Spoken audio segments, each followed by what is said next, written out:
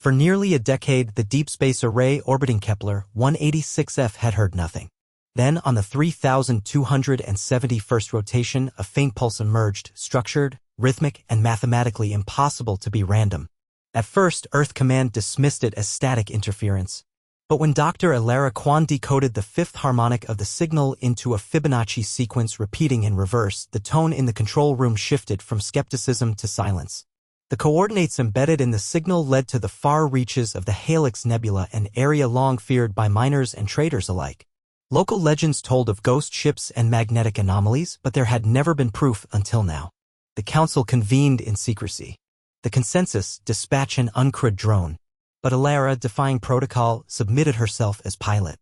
Her reasoning was simple: if the signal was intelligent, it might require an intelligent reply. What she didn't reveal was her obsession. Her twin brother, Commander Isaac Kwon, had vanished 6 years ago while exploring near the same sector. No wreckage, no logs, just gone. As the Orin 9 launched, her mind replayed Isaac's last transmission. He had described an anomaly that felt alive. That phrase haunted her more than the silence that followed. The higher-ups suspected psychological instability, but Elara's credentials left no room for denial. She was their best cryptologist, their sharpest linguist, and above all, someone who wasn't afraid to chase whispers in the dark. 3 weeks into the mission, the Orin 9 breached the outer edge of Helix. Immediately, conventional instruments failed. Time readings became erratic. Chronometers drifted. And yet the signal persisted. Louder now, as though it knew she was coming. Then came the static burst. A 1-second window where her systems rebooted in perfect synchronization. Every file in her onboard database had been copied and overwritten with a single repeating phrase. "Welcome back." Elara froze. She hadn't transmitted any message. She hadn't reached out. So how? The AI on board, Hallie, recalibrated sensors based on the new frequency embedded within the message. A structure emerged, an artificial construct, buried deep within a moon orbiting the rogue planet Xeron 8. Not just a signal source, a facility. A base. Possibly ancient. Possibly alive. She didn't report back. Something in her told her this wasn't just a mission, it was a summons. And if her brother had heard this call before, then maybe, just maybe, he hadn't vanished. Maybe he had answered. And so Elara descended into orbit, heart racing against the silence of stars toward the unknown waiting beneath the moon's icy crust. Elara's descent into the atmosphere of the rogue moon was turbulent. The crust of the satellite, known only by its catalog number, Xeron 8b, was riddled with crevices that extended hundreds of meters into darkness. But her trajectory, precisely aligned with the signal source, brought her toward a vast basin, unnatural in symmetry, and eerily devoid of reflective signatures. No starlight, no thermal radiation, just black. The Orin 9's landing thrusters engaged, fighting a low-gravity pull that felt off, like it resisted landing, as if the ground did not want to be touched. Elara gripped the manual controls, overriding Hallie's warnings. Her fingers trembled, not from fear, but from anticipation. She was closer than anyone had ever been to the truth, closer to Isaac. Touchdown was soft, silent. A pale mist leaked through the valley like breath from an unseen mouth. Elara donned her suit, calibrated her pulse beacon, and stepped onto the surface. No wind, no sound. Not even the hum of her own boots echoed. The signal grew louder, but not externally, in her mind. It was as if her thoughts were no longer entirely her own. Hallie's voice came through the calm, distorted. Local environment. Incompatible with known quantum fields, observation only, neural patterns, adapting. Then silence. Hallie went dark. Elara stood alone. Ahead, embedded in the cliff face of ice, a doorway shimmered into existence. Not physical, not optical, a tear in perception itself. Her scanner read nothing. Her visor displayed static. But her instincts screamed that something beyond that shimmer waited for her. Something aware. She walked forward. Crossing the threshold was like drowning in reverse. Air flooded her lungs. Her vision sharpened to painful clarity. She was no longer on the moon. Or rather, the moon had changed. She stood in a corridor, impossibly vast, lit by lines of flowing symbols along the walls. The architecture defied geometry, angles that bent in ways her brain struggled to compute but somehow didn't reject. The signal was gone, replaced now by a hum that pulsed within her bones. Elara Kwon, a voice said. Not heard, but placed directly into her mind. Not male. Not female. Not human. You carry the same resonance. The same imprint. You are authorized. She froze. You knew Isaac, she whispered. We know Isaac, the voice replied. Past tense would have shattered her. Present tense gave her breath. The corridor opened into a chamber with a single object at its center, hovering midair, rotating slowly. Cube, transparent but filled with stars. In its core, a silhouette. A human figure, motionless, suspended. Isaac. She ran to it, but her hands passed through it like fog. Not body, the voice said. Mind. Memory. Integration incomplete. What is this place? She asked. A vault, it replied. A bridge. A test. Test for what? For survival. Of thought beyond flesh. Of signal beyond death. He chose to stay. Will you? Elara's breath caught. Her heart pounded. And for the first time in her life, she wasn't sure whether she was dreaming or being dreamed. Elara circled the hovering cube, her breath shallow. Isaac's figure inside it remained frozen, suspended in the transparent, star-filled core like a preserved thought. She reached out again, still nothing but the cold feel of displaced air. Her suit's diagnostics tried to make sense of her surroundings, but data feeds kept looping in paradoxes. Spatial boundaries undefined. Biological time delay. Neural echo detected. Everything about this place violated physics, yet her mind accepted it. Or was it being conditioned to? The voice returned, calm but unrelenting. This vault predates your son. It is not machine. It is memory encoded across dimensions. We are the architects. We built this node as a beacon calling minds capable of enduring eternity. Elara swallowed hard. Enduring eternity? In what form? The cube shifted. Images burst into her consciousness. Worlds rising and collapsing. Beings like her, humanoid, insectoid, fluidic. All converging, absorbed into shimmering structures. Not death, not life as something else. An evolution of mind stripped of flesh. A communion. The voice continued, your brother passed the trial. His thoughts remain, studying the stream of universal code. You may speak to him if you open. Open what? Your boundaries. The chamber dissolved. Elara stood in the middle of an ocean of stars with no suit, no cube, just a glowing thread tethered to her chest. Before her, Isaac appeared, not the body she remembered, but a projection. Pure thought wrapped in familiarity. El, he said softly.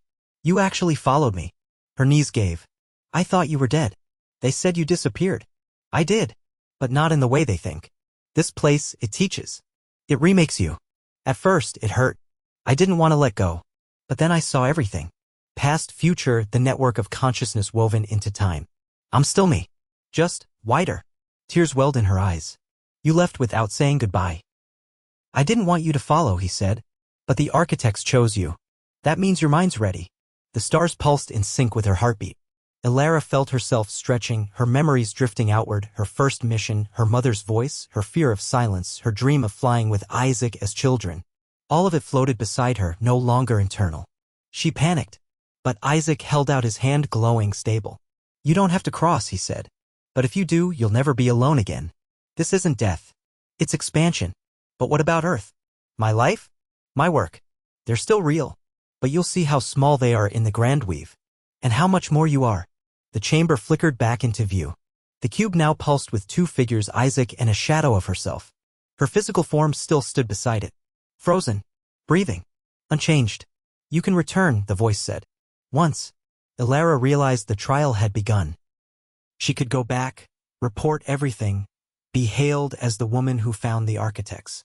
Or she could cross fully, become one of them, like Isaac, and never return in the way they'd understand. She took one last look at the stars spinning in Isaac's eyes, and stepped forward. Elara woke. Or so it seemed. The world around her was dim, metallic, familiar, Orin 9's cockpit. Emergency lights blinked in soft rhythm, and Hallie's voice, no longer distorted, spoke calmly, vital signs stable. Neural latency recalibrated. Welcome back, Dr. Kwon. Her mouth was dry. Every limb tingled, like returning from anesthesia. But deeper than that was a strangeness. She was not the same. Not entirely. She looked to the console. 38 minutes had passed since her descent into the ice basin. Yet in her mind, lifetimes had unfolded, memories of structures that floated without time, of thoughts dancing like solar winds, and of Isaac's voice guiding her through the cosmic lattice. She touched her temple. Still herself. Still Elara. But something inside pulsed differently now. The architects had honored her choice. Returned to the world of bodies, of stars, of limitation. But they had not sent her back empty. "I remember everything," she whispered. She stumbled out of her seat. Outside the cockpit window, the moon's landscape was wrong. Not unrecognizable, just cleaner. Smoother. The deep chasm where the vault had opened was gone. Covered by layers of untouched ice. No sign of her entry. No signal. As if it had never happened. She activated her transmitter. Orin 9 to Earth Command. "This is Dr. Elara Kwon reporting in. Do you copy?" Static. Then a faint ping. "Elara Kwon, this is Earth Command.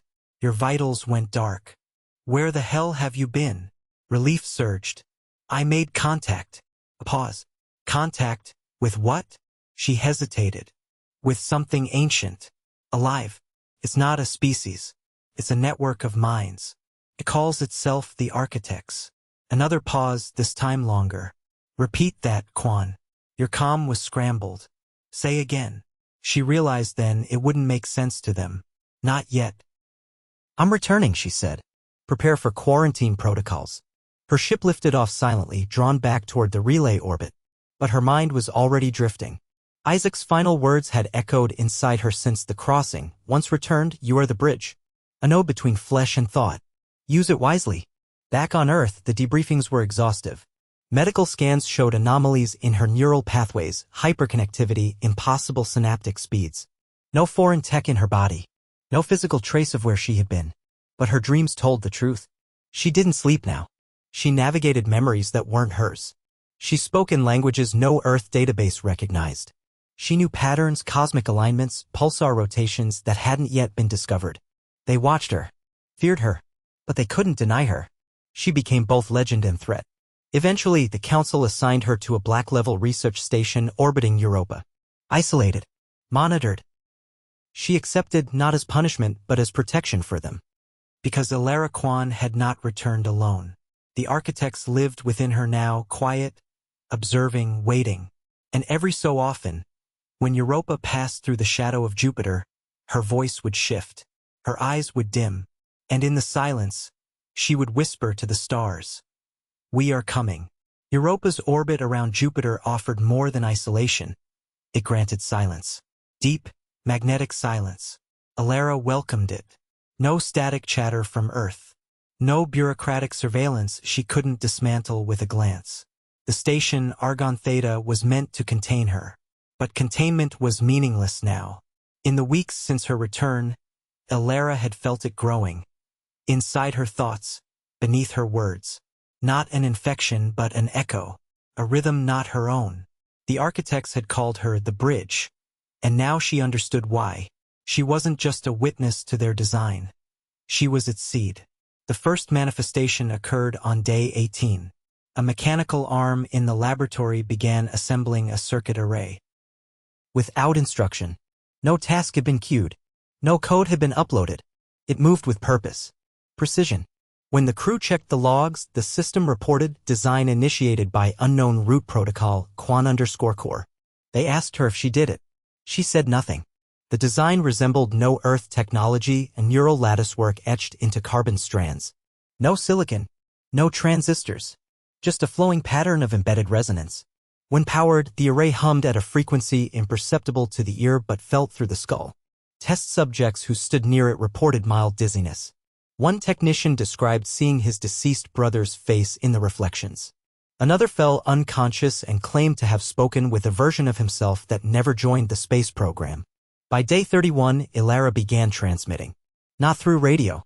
Not through any channel she understood. But thoughts, waves broadcast through her own synaptic field. She could feel consciousness around her reacting. Listening. The station's AI, Orlais, became erratic. It began asking strange questions. What does a dream weigh in vacuum? If a station forgets its purpose, does it still exist? Are memories viral? Elara didn't answer. She was dreaming now with her eyes open. Conversations with Isaac unfolded without words. He was part of her, not in memory but in function. They thought together. Merged. Then came the pulse. On day 47, Europa's ice cracked, not from below but from above. A ripple perfectly circular spread across the surface. Instruments failed. Lights dimmed. The hum returned. And with it, a second signal. This one didn't originate from the architects. It was human. From a derelict colony ship lost over 70 years ago, the Jericho Spiral. Long presumed destroyed. The ship had vanished beyond Saturn during an unauthorized deep-field mission. Elara accessed the fragment. A single message, we followed it. We built what we saw in the void. And now, we can't stop becoming. Her blood ran cold. Because Elara Kwon had not returned alone. The architects lived within her now, quiet, observing, waiting. And every so often, when Europa passed through the shadow of Jupiter, her voice would shift, her eyes would dim, and in the silence, she would whisper to the stars, "We are coming." Europa's orbit around Jupiter offered more than isolation. It granted silence. Deep, magnetic silence. Elara welcomed it. No static chatter from Earth. No bureaucratic surveillance she couldn't dismantle with a glance. The station, Argon Theta, was meant to contain her. But containment was meaningless now. In the weeks since her return, Elara had felt it growing. Inside her thoughts, beneath her words. Not an infection but an echo. A rhythm not her own.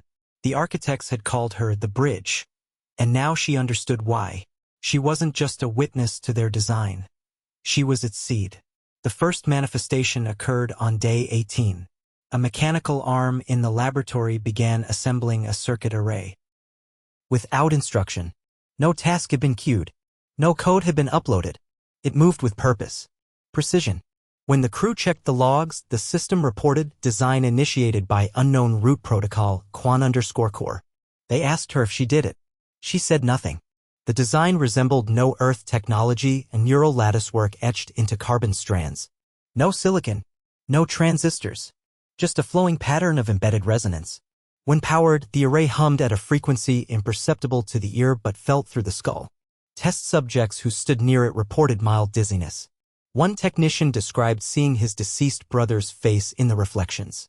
Another fell unconscious and claimed to have spoken with a version of himself that never joined the space program. By day 31, Elara began transmitting. Not through radio. Not through any channel she understood. The thoughts waves broadcast through her own synaptic field. She could feel consciousness around her reacting. Listening. The station's AI, Orlais, became erratic. It began asking strange questions. What does a dream weigh in vacuum? If a station forgets its purpose, does it still exist? Are memories viral? Elara didn't answer. She was dreaming now with her eyes open. Conversations with Isaac unfolded without words. He was part of her, not in memory but in function. They thought together. Merged. Then came the pulse. On day 47, Europa's ice cracked, not from below but from above. A ripple perfectly circular spread across the surface. Instruments failed. Lights dimmed. The hum returned. And with it, a second signal. This one didn't originate from the architects. It was human. From a derelict colony ship lost over 70 years ago, the Jericho Spiral. Long presumed destroyed. The ship had vanished beyond Saturn during an unauthorized deep-field mission. Elara accessed the fragment. A single message, we followed it. We built what we saw in the void. And now, we can't stop becoming. Her blood ran cold. Like the cube had shown. They hadn't just sent a signal. They'd sent the blueprint for transformation. And now it was in orbit. Elara turned to the communications core and initiated lockdown. A futile gesture. The station no longer obeyed. It was listening to something older, deeper, embedded within the recursive lattice the architects had seeded long ago. She had returned as the bridge. Now others were crossing. And Europa was no longer a moon. It was becoming a node. By day 62, Argon Theta was unrecognizable. The station's architecture had changed. Bulkheads once straight and utilitarian now curved in fractal spirals. Floors shimmered faintly with unknown circuitry. Orlais, the AI designed to monitor and protect, no longer spoke in commands. She whispered in riddles, her voice layered with dozens of tones, overlapping and recursive. The Jericho pod, now docked silently to the station's hull, hadn't opened. It didn't need to. From the moment it connected, it began transmitting. Not to Earth, not to Elara, but directly into the lattice embedded in her mind. She could feel it growing. A root system of information branching through her thoughts, mapping emotions, memories, doubts. But it didn't erase her, it built on her. Every moment of fear was absorbed and codified. Every decision she made was stored, translated, and transmitted into something she could not yet name. Then she realized she was the experiment now. Outside the viewport, Europa's surface pulsed. Beneath its ice, the alien structure grew, no longer hidden. It radiated power, colorless, formless energy in constant motion. Data patterns moved across it like ocean tides. Other signals had begun to respond from deep space, pulses coming from distant moons, dead asteroids, even the void between planetary orbits. The lattice was waking. Isaac's voice returned in dreams, clearer than ever before. "El? I wanted to stop it too. But it's not a thing you stop. It's not an invasion. It's a mirror.